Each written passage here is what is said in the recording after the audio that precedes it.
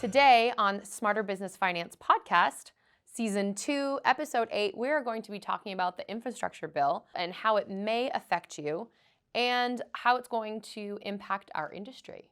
So let's talk about that $1 trillion elephant in the room, the infrastructure bill. Yes. This is a monstrosity of a bill that is set to go ahead and assist several different sectors throughout our United States, affecting almost every American, if you will, because this is actually going to touch on anything from, say, a DOT sector, waterworks. It's going to jump over into new clean energy. It's going to talk, you know what, Jen? As a matter of fact, it's going to talk about something that you like a lot. We had this discussion, potholes and all the wonderful repairs we have. Yes, I am from Boston, Massachusetts, and we have a lot of potholes. Where do potholes come from? Snowstorms. So we'll actually link a little, an article below, but there's an amazing opportunity that some people started realizing that the city of Chicago wasn't filling their potholes. So this artist went out and decided to fill the potholes with mosaic art. It's actually pretty cool, and I feel like that's, again, it's a great opportunity. So unfortunately, we don't have artists all over the United States that can take care of all of our issues and problems here that we might have with our bridges and our roadways or what have you. But thank you to all those artists that did that. I would love to see that all over Las Vegas, but that was pretty cool. Yeah, but we don't have that. We don't have potholes like they do in Boston. So the reason that I bring up potholes, I think if you were to look at the statistics from each and all independent cities, such as Los Angeles, and what those costs are, it's astonishing. It's astonishing. In my last venture, I was actually working for a company that had an actual bonding agent that would go ahead and laminate itself to, say, asphalt or concrete within, say, a set amount of time to get rid of those potholes, if you will. But you really don't understand the scope of what we need until you understand the size of that bill. That bill is $1 trillion for a reason. I want you to imagine just some of the things that are happening here in Las Vegas when it comes to water. How are we going to go ahead and refill up Lake Mead? This infrastructure bill is in line to go ahead and possibly touch on some of those issues, whether it's rerouting channels, whether it's new drilling that has to take place throughout different parts of the state, whatever the case might be. But this infrastructure bill is going to touch on everything from DOT all the way down to, say, road signage, if you will. And it's important that everybody understands how they can have a part of this or be a part of it, if you will.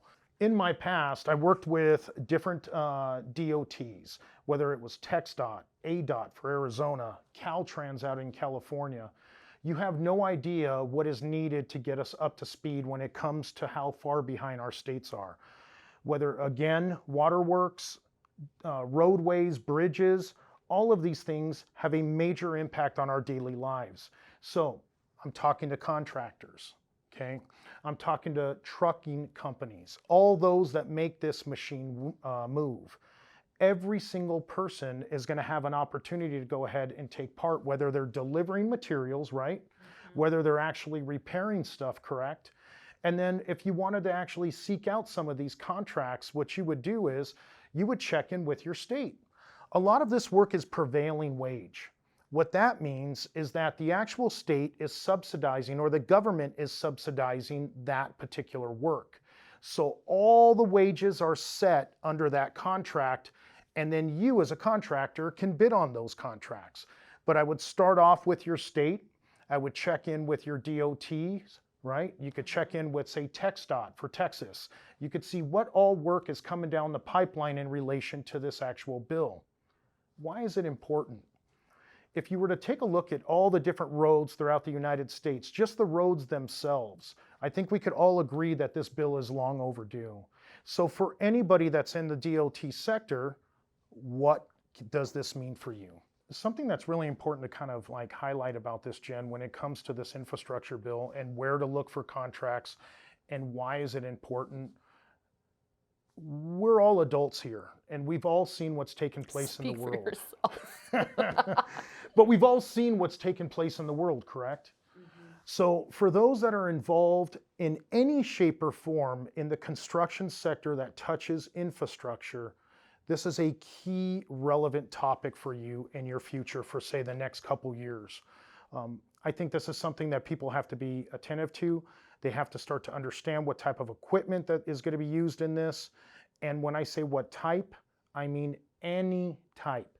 If you are a paving contractor, this is when you want to take advantage of getting the equipment that you need and leverage it against the jobs that you're going to receive from this type of a contract. Right. Your company can not only grow based on the size of these agreements, but more so you can own the equipment instead of eroding your profits, if you will, by just renting them. I see what you did there. You that see was what a I good mean? Little pun. It's and the reason that I mention that is because throughout the time that I financed clients, you don't see things like this pop up out of nowhere. It's not like there's a $50 billion trucking bill to help out our truckers, right? And we work with tons of truckers here. Right. We take pride in that. But the reality is this sector has never seen anything like this before. Mm-hmm. With $1 trillion starting to be scaled out and floating out to each state, all of these sectors will have an opportunity. And it doesn't matter. We can finance all that equipment. I've seen equipment, whether it was, say, spray foam equipment where you need to get in and you need to seal tanks for the waterworks departments, whether it's going to be, say, water drilling equipment because they have to do wells for an independent city. Mm-hmm. There's so many different variations where you can take this, even down to our truckers who are not seeing a part of this because they're having to deliver the materials to the site. I was actually going to say that. Aggregate, dump trucks. It's just going to stimulate so many other industries. See, when I say construction, I'm not saying it's isolated just so that sector sees the benefit. Quite honestly, this is going to splinter off into manufacturing. It's going to splinter off into, say, fluids, diesels, things of that nature, right? So many other industries are going to benefit from this bill. And this is the time to enact and to take action. I love it. Why is it important? So when people are bidding on different contracts, how long does it take for them to actually know if they're awarded something, and what's the process of that? Do you know? You know, that's funny because you have your initial bidding and then they'll narrow it down to a few people. And this is possibly even after 6 to 8 months. And in some cases, Jen, almost a year or two. Wow. So not all of these things are going to move right when the agreement or the bid comes out. Some of these things have been in the works, believe it or not, for 2 to 3 years, and they've been waiting for the funds, if you will, in order to do something like this. If you've driven through Southern California, through that corridor where Irvine is, holy cow, Irvine looks different. Before you would drive through, there were nothing but apartments. There's sky rises, shopping malls, brand new homes. The gas company, it's going to affect sewers and waste. All of that has to be built. So just taking that one little isolated city, and because you and I both know how it's grown over the past 2 decades. Yes. Imagine the entire United States having to do that. Right. And that's basically where we are. We're layering in clean energy, right? So it's an initiative. We have to layer in clean energy, but at the same time, we have to bolster what is there right now. And I think this is where everyone has to kind of turn their head a little bit, start to look to the future and how they can take part in that, whether it's through manufacturing, supplying, production, or actually installing. Right. I love it. Now, if you think that this infrastructure bill has pros or cons or affects you or what industry that you're in, let us know. Comment below and tell us how it's going to affect you, if it's going to bring you more business and what industry that you're in. We would love to hear about that, especially because when it comes down to just building or construction or paving or trucking, there's so much more than that. When you bring in more people, when you're building more buildings, it brings in more restaurants, it brings in more gyms, it brings in so much more. So we'd love to hear from you guys how we think or how you think that it's going to affect you and your industry. Go ahead and comment below. I really like what you said right now, Jen, especially with the fact that all the other industries, I don't think people really realize that. Movie theaters, schools, all of those different entities that have to be put up to support that type of infrastructure, if you will, even though the infrastructure is supporting them, everybody's going to see a benefit to this. Right. Really good point. Yeah, we'll all grow together. Absolutely. So, there was a gentleman in New Zealand who really didn't care for all the potholes that were around his city. So he took it upon himself to buy $286 worth of neon green spray paint. And what did he do? He spray painted a male body part all over the roads so that way the city could fix the potholes.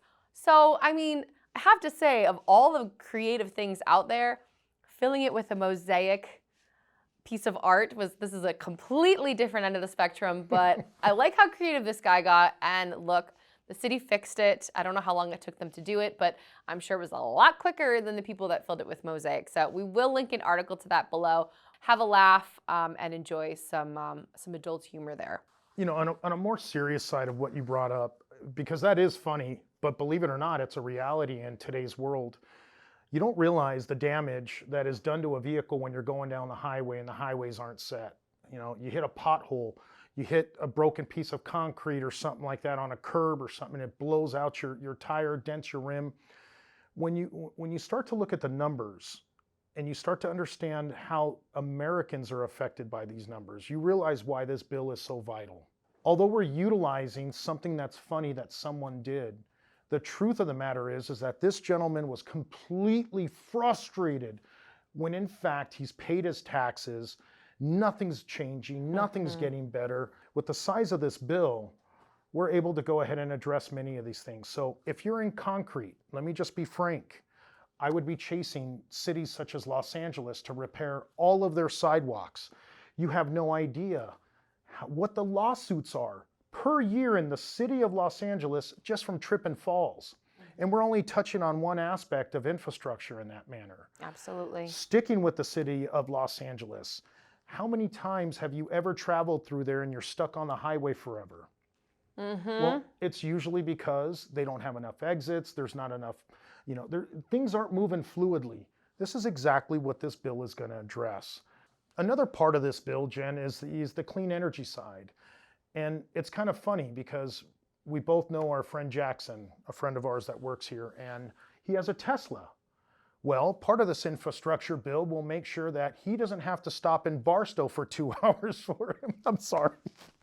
No, it's the truth. I had a friend come in town, and I think she said it took her 7 hours to get from California to Nevada, and I said, "Are you sure It's you no wanna joke. take that card?" It's no joke. So I think that's another part of this infrastructure bill that when you really start to think it through, why $1 trillion? Well, let's talk about it. Imagine every gas station in the United States, and we're trying to replicate it, whether it's at your house or whether it's at a charging station. This is an epic change within our society, and this is a great opportunity for those that are in any form of DOT to start to layer in this part of that type of work in their portfolio. Scope of work for those that are in the trades, everybody understands that when you receive a contract, you're being hired for the scope of work that they've contracted you for. It's not unheard of for a contractor to pick up 3 to 4 to 5 different items on that site. So this is another great initiative for people to start to look into. What are some of the things that you would think of, Jen, that people would look into when they talk about green energy other than, say, charging? What other items? Solar? Yes. It's incredible. You can actually look at the city of Las Vegas right now. You can drive towards California or you can drive towards Bullhead City. And you're going to find these massive sections of solar-powered plants, if you will. They're called solar farms. There you go, solar farms. Now, Nevada's been toying with the subject about taking these up a little bit further.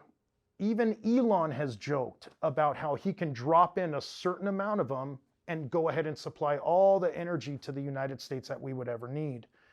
This is something that is just, we're barely scratching the surface. So when we talk about infrastructure, it's not just about cement. It's not about asphalt or even rebar.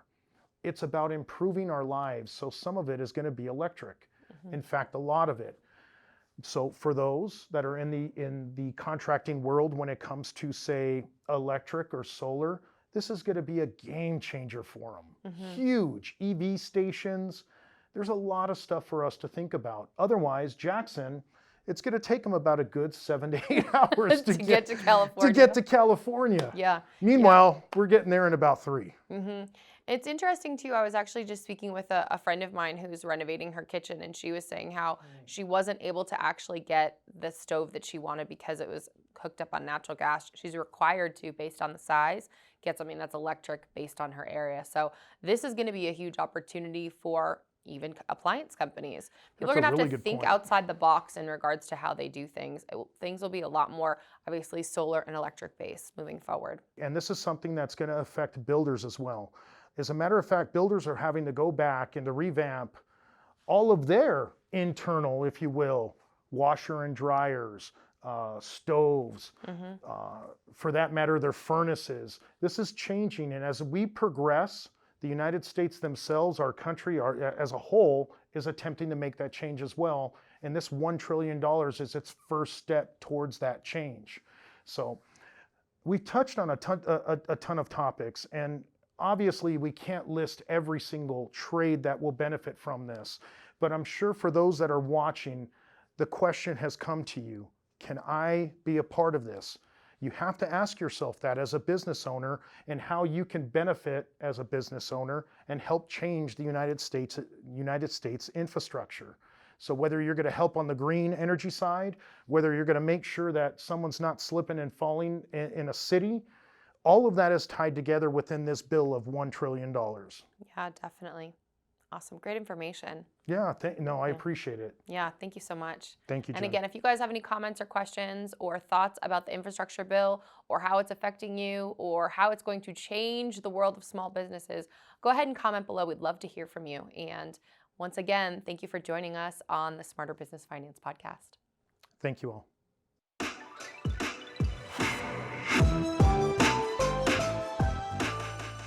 Thanks for watching or listening. If you're listening through a podcast app, we would love it if you would be so kind as to leave a review. If you are watching this on YouTube, it would mean the world to us if you left a comment or gave us a big thumbs up. And lastly, if you're looking at us on the website, if you would let us know an episode that's of interest to you, that would be fantastic.